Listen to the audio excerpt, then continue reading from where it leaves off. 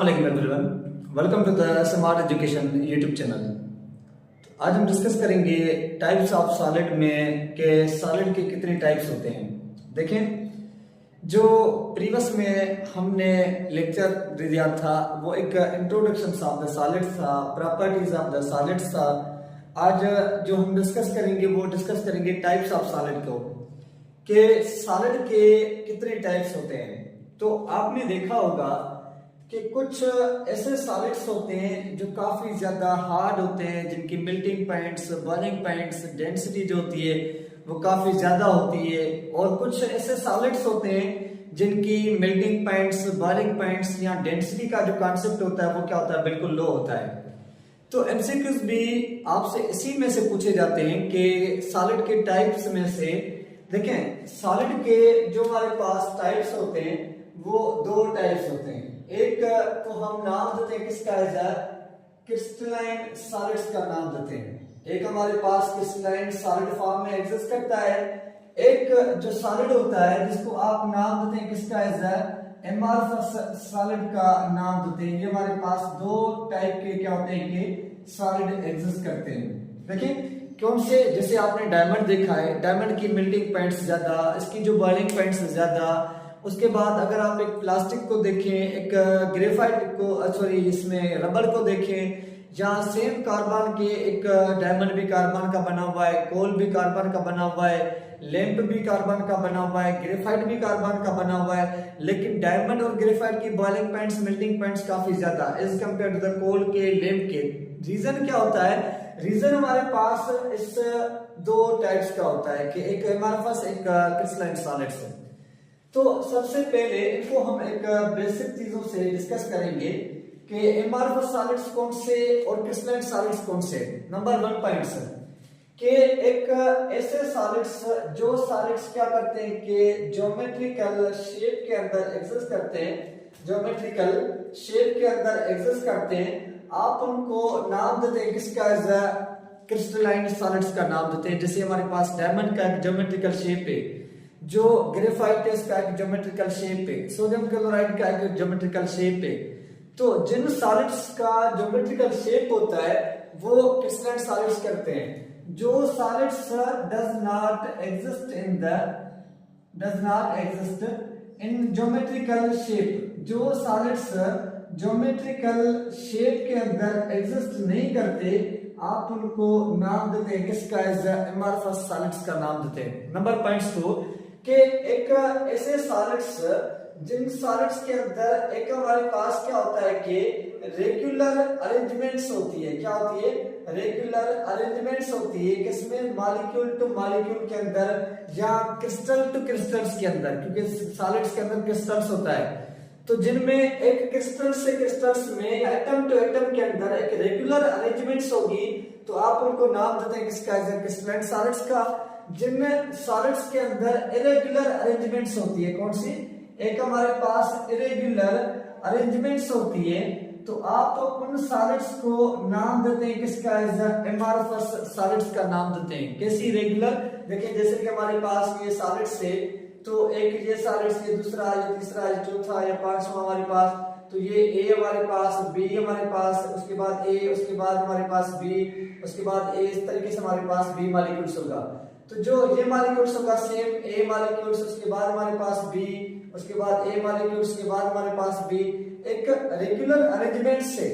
लेकिन जो amorphous solids होते हैं, इनमें क्या होता है कि ये मॉलिक्यूल्स अगर हमारे पास हैं, एटम्स हैं, तो इनमें क्या होगा, अगर ये ए तो हमारे पास डबल ए हो जाएगा, बी तो हमारे पास डबल बी हो जाएगा।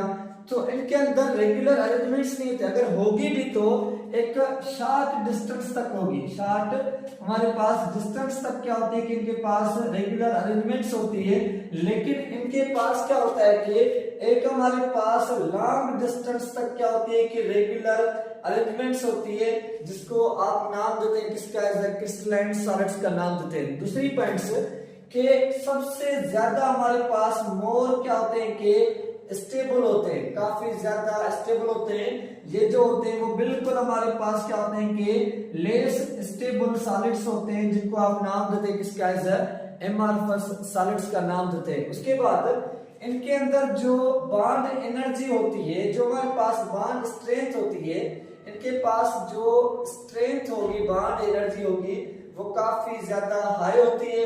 इनके अंदर जो हमारे पास बॉन्ड स्ट्रेंथ होती है वो बिल्कुल क्या होती है कि हमारे पास लो बॉन्ड स्ट्रेंथ होती है, जिनको आप नाम देते हैं किसका, एमआरएफएस सॉलिड्स का नाम देते हैं। उसके बाद अगर हम बात करें तो ये वो सॉलिड्स हैं जिनके पास हाई क्या होती है कि डेंसिटी में एग्जिस्ट करते हैं, और ये वो सॉलिड्स होते हैं जिनके अंदर क्या होता है कि लो डेंसिटी का कॉन्सेप्ट होता है। किसकी वजह से? क्योंकि इनके अंदर एक रेगुलर अरेंजमेंट्स नहीं है, एक पैटर्न नहीं होता, इनके अंदर इतना ज्यादा इंटरमॉलिक्यूलर फोर्स नहीं होता, जिसकी वजह से डेंसिटी इतनी ज्यादा इनके पास नहीं होती। उसके बाद अगर हम बात करें तो ये एग्जिस्ट करते हैं किसमें? शार्प मेल्टिंग पॉइंट्स में एग्जिस्ट करते हैं। किसमें?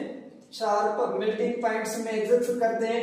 इनके पास शार्प मेल्टिंग पॉइंट्स नहीं होती, इनके पास शार्प मेल्टिंग पॉइंट्स नहीं होती। अब आप सोच रहे होंगे शार्प वर्ड्स तो हमने सुना था एक वो पॉइंट्स जो शार्प वर्ड्स का मतलब होता है तेज, ये तेज वर्ड्स नहीं।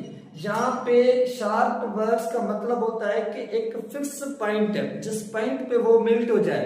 तो आपने देखा होगा प्लास्टिक, अब ये प्लास्टिक 20 सेल्सियस पे भी मेल्ट हो रहा होता है, यहाँ 10 सेल्सियस पे भी मेल्ट हो रहा होता है, यहाँ हमारे पास 30 सेल्सियस पे भी मेल्ट हो रहा होता है। लेकिन अगर सोडियम क्लोराइड देखा जाए तो वो 801 सेल्सियस पे ही मेल्ट होगा, अदरवाइज नहीं होगा।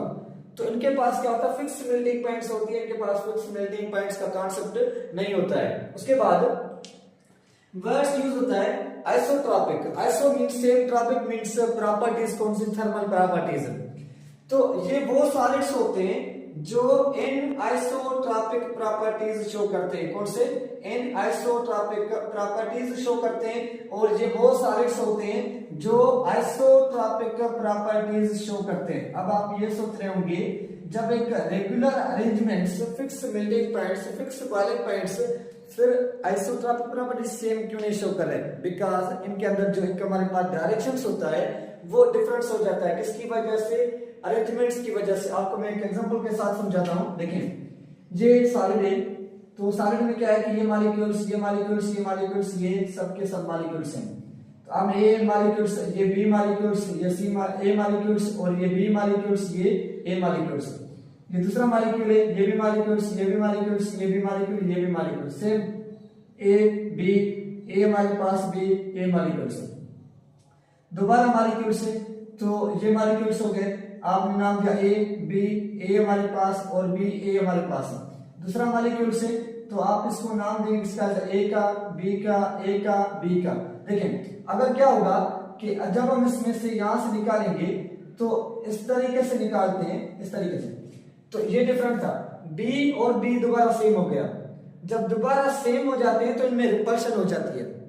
इस वजह से एक डायरेक्शन में तो कंडक्टर होते हैं इलेक्ट्रिसिटी के, लेकिन मल्टीपल डायरेक्शंस में कंडक्टर नहीं होते, डिफरेंट डायरेक्शंस में कंडक्टर नहीं होते। अगर आप यहां से डायरेक्शन करेंगे तो बी बी, ए, तो ये डायरेक्शंस नहीं है। किसकी वजह से? एक रेगुलर पैटर्न अरेंजमेंट्स की वजह से। तो इनकी melting points, boiling points, sorry, इनकी इलेक्ट्रिकल कंडक्टिविटी, या हमारे पास रिफ्रैक्टिव इंडेक्स, या हमारे पास और प्रॉपर्टीज जो होगी, हीट कंडक्टिविटी होगी, वो एक डायरेक्शन में तो होगी, लेकिन दूसरे डायरेक्शन में वो वेट कनेक्टर हो जाएगा। इस वजह से कि ये इन आइसोट्रॉपिक होते हैं, ये आइसोट्रॉपिक होते हैं। उसके बाद ये सिमेट्रिकल मॉलिक्यूल्स होते हैं। कौन से? सिमेट्रिकल मॉलिक्यूल्स होते हैं, सिमेट्रिकल फॉर्म एग्जिस्ट करते हैं। ये अनसिमेट्रिकल फॉर्म एग्जिस्ट करते हैं, अनसिमेट्रिकल फॉर्म एग्जिस्ट करते हैं। सिमेट्री 3 टाइप की होती है। एक हमारे पास एक्स एक्सिस पे सिमेट्री मतलब आप क्या उसको 360 पे रोटेट कर सके। एक सेंटर सिमेट्री होता है, एक प्लेन सिमेट्री होता है। तो इनमें ये डिफरेंस होते हैं। आप एग्जांपल्स दे सकते हैं क्रिस्टलाइन सॉलिड्स के। डायमंड एक हमारे पास क्रिस्टलाइन सॉलिड्स होता है, आयरन हमारे पास हो गया, गोल्ड हमारे पास हो गया, कॉपर हो गया, जहाँ ग्रेफाइट हमारे पास हो गया, जहाँ हमारे पास कैल्शियम कार्बोनेट हो गया, जहाँ हमारे पास सोडियम क्लोराइड हो गया। तो वो मॉलिक्यूल्स जिनका एक फिक्स शेप होता है, पैटर्न होता है, वो ज्योमेट्रिकल। जिनका फिक्स नहीं होगा, जैसे कि हमारे पास रबर होता है, रबर एक स्लाइड वाले में नहीं एग्जिस्ट करता, और गिलास जो होता है वो भी एक हमारे पास एमॉर्फस में एग्जिस्ट करता है। प्लास्टिक के कोल लैंप पे हमारे पास काफी ज्यादा ऐसी चीजें हैं जो एक एमआरएफएस में एग्जिस्ट करती हैं। इंशाल्लाह हम नेक्स्ट लेक्चर के अंदर डिस्कस करेंगे इसको कि जो हमारे पास होता है आइसोमॉर्फिज्म और पॉलीमॉर्फिज्म। उसके बाद इलेक्ट्रोपिक वर्ड्स को डिफाइन करेंगे, उसके बाद क्रिस्टल्स पे लेक्चर देंगे। तो अगर आपको कोई भी कंफ्यूजन, कोई भी क्वेश्चन है तो आप हमसे पूछ सकते हैं।